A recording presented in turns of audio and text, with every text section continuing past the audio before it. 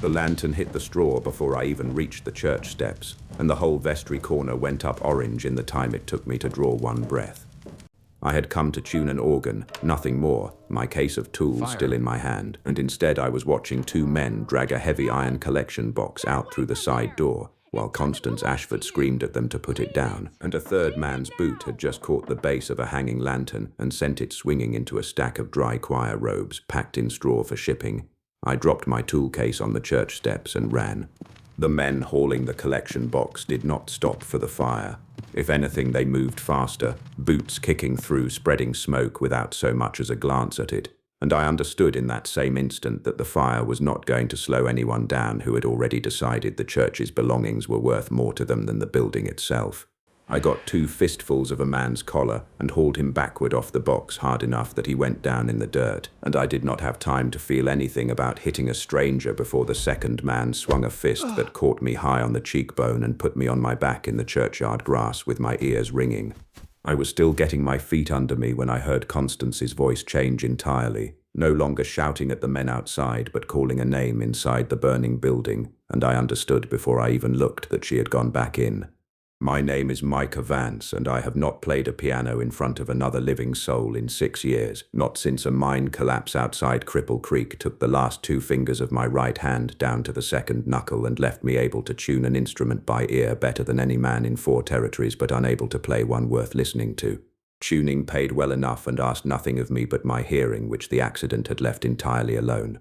And I had built a quiet, solitary life around that one mercy, town to town, church to church. $7 or $8 a job when a congregation could spare it, and half that in trade when they couldn't, never staying anywhere long enough for anyone to ask why a man with hands like mine had chosen a trade that reminded him daily of what he'd lost. I told myself the road suited me. Most days I nearly believed it. I ran back toward the church door through smoke already thick enough to taste, and found Constance Ashford on her knees in the vestry, one hand pinned beneath a fallen oak shelf that had come down across her ankle, the other hand still stretched toward a leather-bound ledger book, half buried under burning straw. She was not screaming anymore. She was talking to the ledger like it could hear her, telling it to hold on, and I understood before she said another word that this was not simple panic. This was a woman trying to save the one piece of evidence that could keep her church from being taken from her twice in the same afternoon. Constance Ashford had been the Reverend Josiah Ashford's wife for 11 years before a heart seizure took him in his sleep this past winter, 3 months after he had personally walked the church's account books 40 miles to the regional conference office and come home saying plainly that something in the diocesan trustee's own figures did not add up. He had not been a suspicious man by nature, she told me, which was precisely why she had believed him. He never got the chance to say what. Constance had kept the ledger hidden in the vestry ever since, certain it held whatever her husband had found, and equally certain that Elder Josiah Pratt, the conference's traveling financial agent, had a reason of his own for wanting it gone before anyone else read it. I got the fallen shelf off her ankle with my shoulder under it, and both hands, the 2 fingers I still had on my right hand, aching with the strain in a way I had not let myself feel in years, and I pulled her clear of the burning straw with the ledger still clutched against her chest, her sleeve smoking, her face streaked black with smoke and worse for wear than any woman I'd ever met, and somehow entirely unbroken. We got outside as the vestry's back corner caved in behind us in a rush of sparks, and the 2 men who'd been hauling the collection box were already gone, wagon and all, down the road toward the county seat. If you're riding along with this one, I'd be glad to have your company through the rest of it. Subscribing costs nothing, and I've got another story like it waiting for you next week.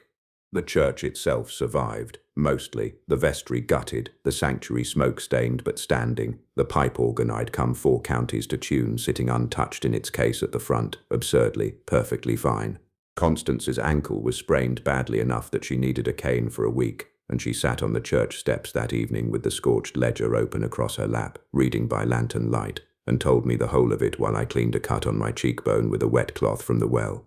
Elder Pratt had come through Millbrook Junction 8 months earlier on what he'd called a routine conference audit, and had left behind a set of revised account figures showing the church running a deficit deep enough to justify conference intervention, a technical term, Constance explained, that in practice meant the trustees could declare the property insolvent, seize it under diocesan authority, and sell it outright, congregation's wishes notwithstanding. What made the figures strange was that Josiah Ashford's own careful bookkeeping, kept faithfully for 11 years in the ledger now smoking gently on his widow's lap, showed no deficit at all. It showed, instead, a church running a modest surplus, right up until the same 8 months when Pratt's revised figures began circulating through the conference office.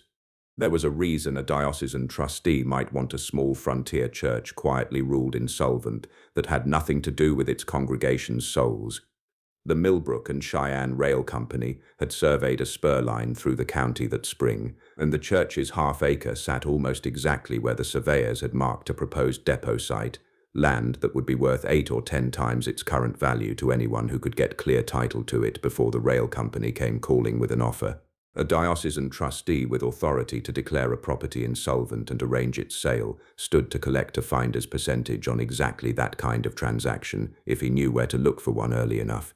I did not know any of this the first evening. I only knew that a woman had gone back into a burning building for a book instead of silver, and that told me more about what mattered to her than any account of numbers could have. We spent the better part of a week going through Josiah Ashford's ledger line by line at the kitchen table in the parsonage, Constance reading each entry aloud while I listened the way I'd once listened for a piano string a hair's breadth out of true, waiting for the note that didn't belong. Twice we rode into Millbrook Junction proper to ask the mercantile owner and the liveryman whether either recalled Pratt's visit 8 months back, and both remembered him as pleasant, precise, and oddly interested in the rail survey markers out past the church fence. On the third evening we found it, not in the ledger itself, which was honest from cover to cover, but in a single loose receipt tucked into the back pages, a payment from the rail company's land agent to Elder Pratt personally, dated 4 days before Pratt's revised deficit figures had first appeared in the conference office. It was not proof of everything, but it was proof of something, and something was more than we'd had that morning.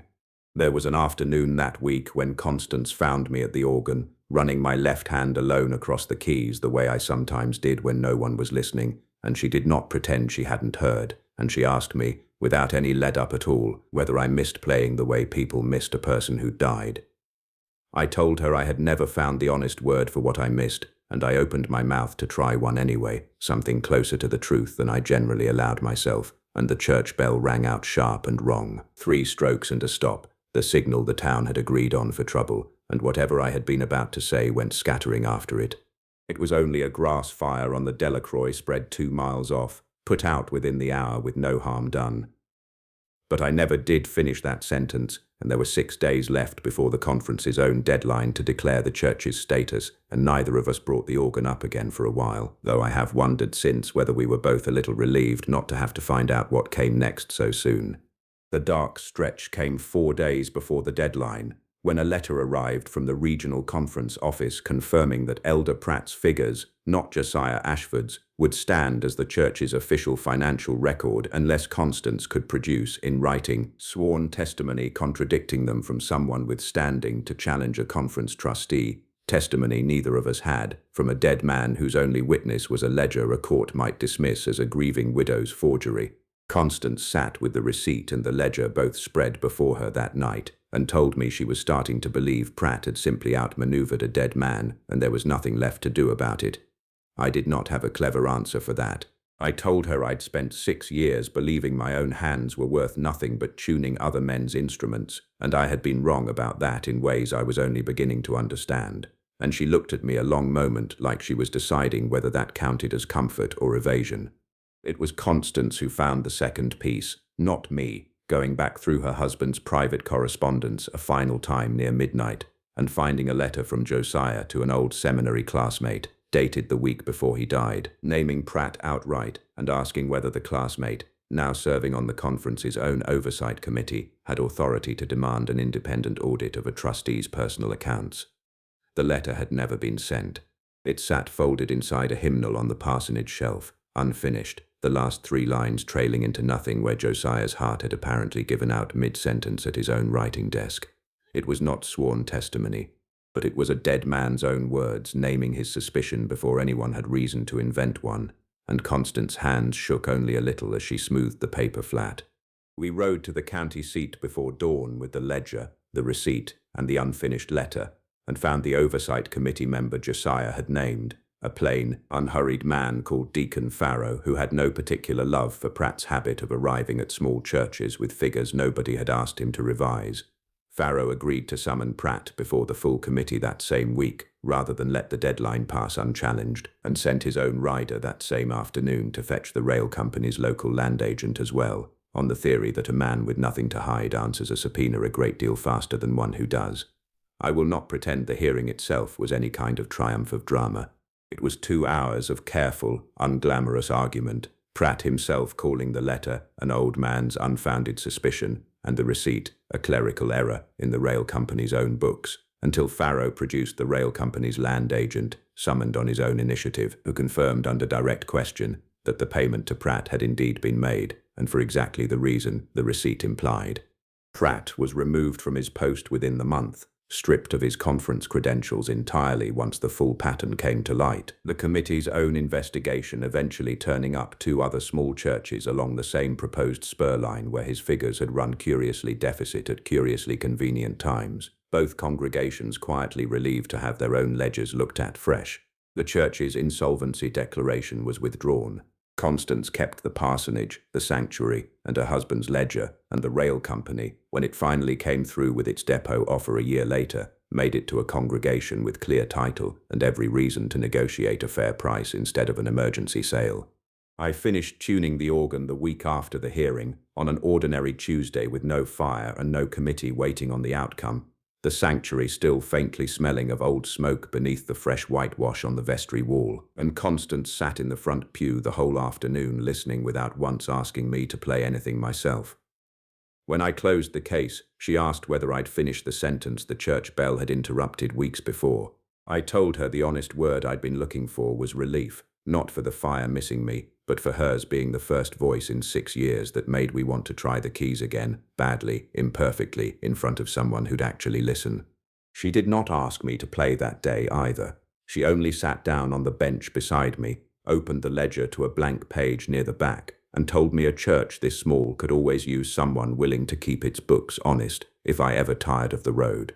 I have not tired of it yet, but I keep the ledger's blank page in mind more often than I let on, and every organ I tuned since sounds a little more like an invitation than a trade. That's the truth of it, as I lived it and no more, if it rode with you a while. Pratt came to the parsonage himself 2 days before the hearing, unannounced, his black frock coat immaculate despite the dust of the road, and stood in the doorway long enough to admire the freshly whitewashed vestry wall before he got to the reason for his visit. He had heard, he said, in that same even, reasonable voice Constance had described from their first meeting, that certain questions were being asked around Millbrook Junction regarding his conduct, and he wanted her to understand, as one person familiar with grief speaking to another, how easily sorrow could be mistaken by a court for something less charitable than the truth, how a widow's suspicion, however sincerely felt, was not the same thing as evidence, and how costly it could become to confuse the two in front of the wrong committee. He never once raised his voice. He did not need to. Every sentence he chose left room to be read as sympathy and warning in equal measure, and by the time he tipped his hat and walked back to his waiting horse, Constance's hands were shaking harder than I had seen them shake at any point during the fire itself. I watched him ride off from the parsonage window and understood, for the first time since Cripple Creek, exactly how much I wanted to hit a man who had not laid a hand on either of us. Constance did not speak of the visit again that evening. She banked the stove, said good night in a voice too steady to be entirely convincing, and went to bed early. But the next morning she was back at her husband's writing desk before I had finished my coffee, working through drawers of old correspondence she told me she had not opened since the funeral, and I understood, watching her, that Pratt had made a mistake he did not know he had made. A man who threatens quietly works from the assumption that the person across from him will go quiet in return. Constance Ashford had buried a husband, pulled a ledger out of a burning building rather than leave it to answer for him, and endured a visit meant to frighten her into silence without giving Pratt so much as the satisfaction of a raised voice or a closed door. She was not, as it turned out, a woman built for going quiet, and I had known her only a handful of weeks before I understood that about her more clearly than I understood most things about myself.